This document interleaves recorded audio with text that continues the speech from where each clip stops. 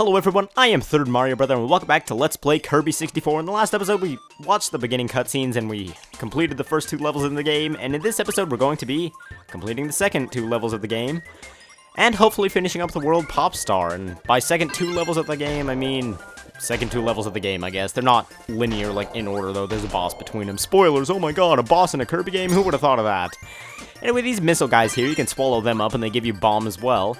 Bomb is a very, very nice power-up. It makes Kirby into sort of a, destructive machine of death and doom. Don't mess with Kirby. But, you can also take the Bomb power-up and combine it with Fire here and make a very, very fun one, which is Fireworks. Gosh, I love this power-up. If you fly all the way to the top of the screen, you can actually make, like, a fireworks display in the air, which I always thought was kind of cool, but this can kill a lot of enemies at once. It's a medium-range attack, and as long as you're in the middle of a giant group of enemies, you can get quite a few kills in. But we are now going into DDD's castle. Oh man, so menacing. It's actually kind of nicely decorated in here. Very bright though. Yeah, DDD's castle. DDD, if you don't know, he's that King Penguin who's been part of the Kirby series for forever and ever now. And he's been one of the main bosses in most of the games. I'm not the biggest Kirby fanatic, so I don't know most about it canonically, but I'm learning as I go along, and so forgive me if I make some stupid mistakes. Anyway, there's a crystal shard in... Did I really just ignore that? Wow, I'm an idiot. But there's a crystal shard in this level that requires double cutter, and generally, if you leave a room and come back, it respawns all the enemies there. I think in some cases you can respawn the enemies just by going, like, off-screen and then coming back, but in this case, we could just do that, and we have double cutter right off the bat. Now, these enemies right here are probably one of the most famous ones in the series, Gordos. They've been featured in all sorts of Kirby games, probably every one, I'm not entirely sure. They were also featured in Super Mario Land 2. They make other cameos elsewhere in other Nintendo games, but gosh, they are greatly known enemies. And they're kind of funny. I like their appearance, and they're actually immortal. You can't defeat them. They're just these giant spike ball things that have not a care in the world. They just work for DDD kind of by accident, I guess. But anyway, let's go ahead and go over here, and off to the right here, I believe there's a sandwich. Yup, yummy. Let's go have a picnic. Actually, you do get a picnic after every single level, so I guess that statement kind of applies. Anyway, here's where we need double cutter. Go ahead and use it there, and we get our next crystal shard. Very nice.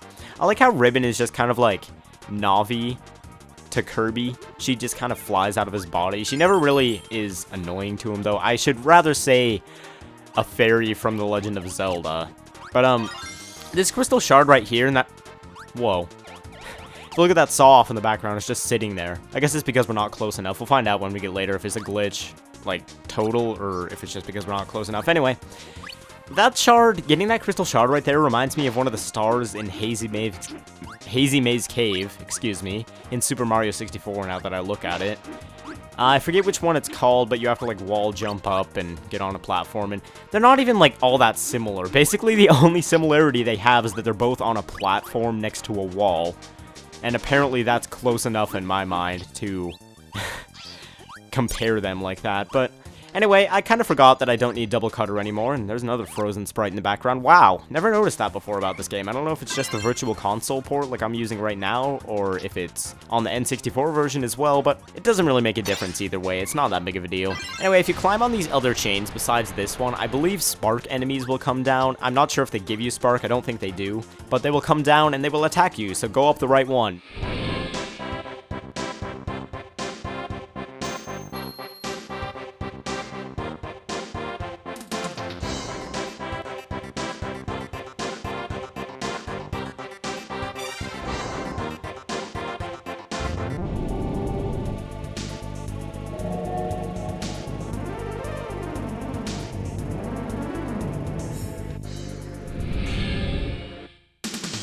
And King DDD, being the jerk that he is, stole the crystal shard from us, and he kind of got what was coming to him by being possessed by dark matter. Fun little fact, I think this is the third time in the series that King DDD has been possessed by dark matter. It's kind of ridiculous. Yeah, so let's go ahead and take him out. With a power, this fight isn't hard. Without a power, this fight isn't hard, but with a power, it's made, like, especially cheap. And wow, his facial expression there, oh my god. Priceless. That is a Kodak moment, folks.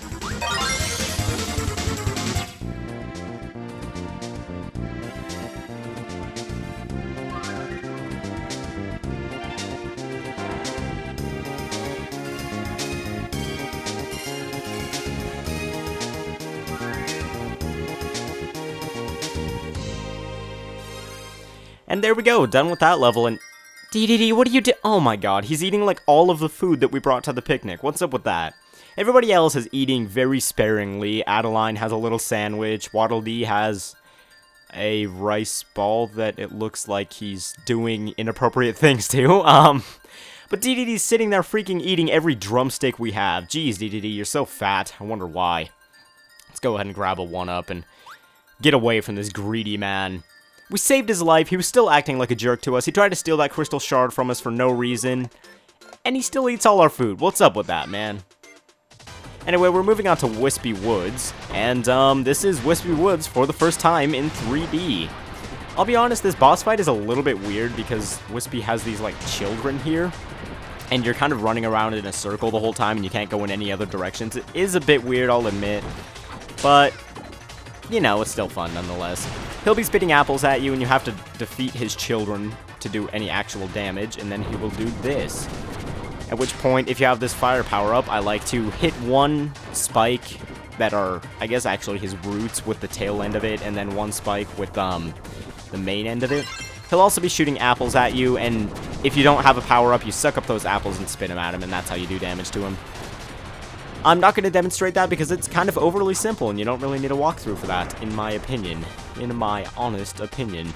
So here we go, continuing along, and we should be able to take him out here if I do this correctly. Yep, there we go, Wispy Woods is done.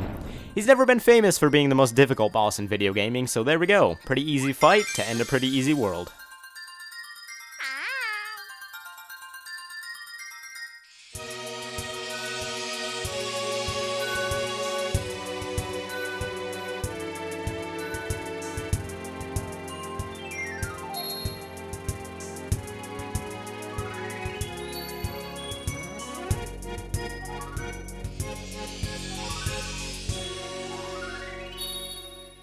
And here we are, moving on to level 2, Rockstar.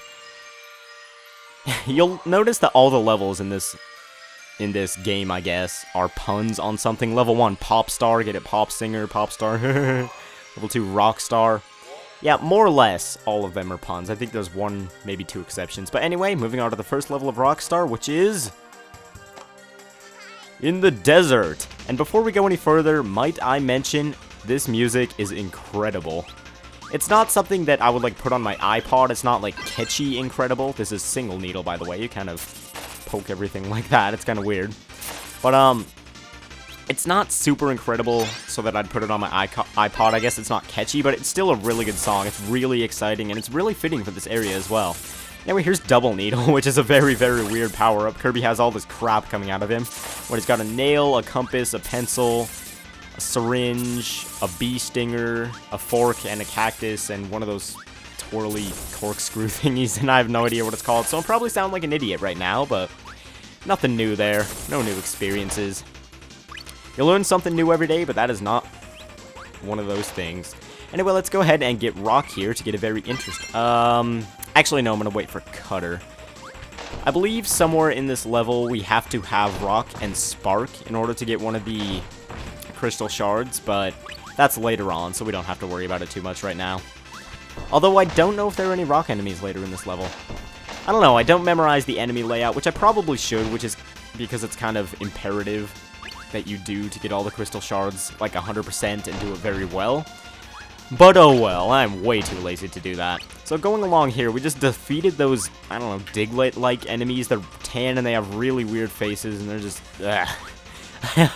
I have no idea what the concept behind them is. They just come out of the ground and surprise you. They've always been really, really weird looking, in my opinion.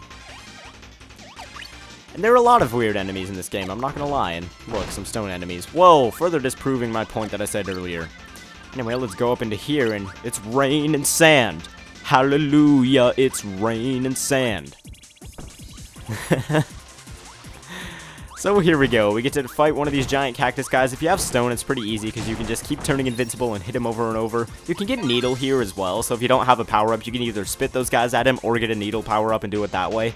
But, oh no, it's raining sand. Not hallelujah, this is bad. We need to get out of here. Yes, this room is slowly filling up with sand, folks, and if you get caught between the sand and these blocks up here, Kirby dies immediately. No regard for your health bar, as in most video games, crushing is instant death. So, we have to get out of here. Not that this section is hard. Oh no, what am I ever gonna do? It's so difficult. Now, if you have the, stone power-up like I do, you can get on these downward sets of stairs and roll a little bit, and that makes you go a little bit faster. Not that you really have to worry about speed in here, because especially once you get to the top, everything is really slow and not even challenging to me when I was like 2 seconds old. But yeah, get to the top. Oh no! Waddle Dee, thank you, you've saved us! But I need to take a nap down here in this quicksand. Yeah, after you get to this point, the sand stops filling up, so there's literally no danger. You could go off, make yourself a sandwich, and do whatever. Wouldn't really matter. So let's come through here, defeat these big scary cat enemies. I forget what these are called, but these are like one of the few enemies that I used to know the name of anyway. There's those little fish things right there, and they kind of flop around like Magikarps, and they have that derpy expression like a Magikarp as well. And here we have Spock. Now this guy can be a pain to pick up sometimes, because if you throw it at him while he's doing that little spark attack of his, he will deflect your power up. Well, not deflect it. It will be destroyed immediately, so you can't get it again. And if he jumps over it, which you can do that as well, we'll do that. Anyway, Rock and Spark creates this kind of boulder yo-yo kind of thing, and I actually really like this power-up.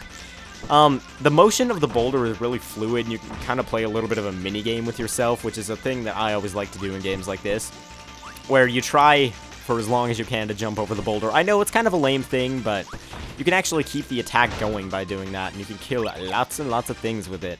Anyway, these cactus things that are trying to eat us in the back, they're actually called goblins. I don't believe you can defeat them. No, apparently you can't. But I'm just going to go ahead and jump into every enemy just to make up for the fact that you can't defeat them. But yeah, goblins. Get it? Because they gobble stuff up and they're gobbling you and goblin. I actually think that's a pretty clever name. But anyway, that does it for this episode of Kirby 64 The Crystal Shards. I'd like to thank you all for watching, and in the next episode, we're going to be moving on to the next stage.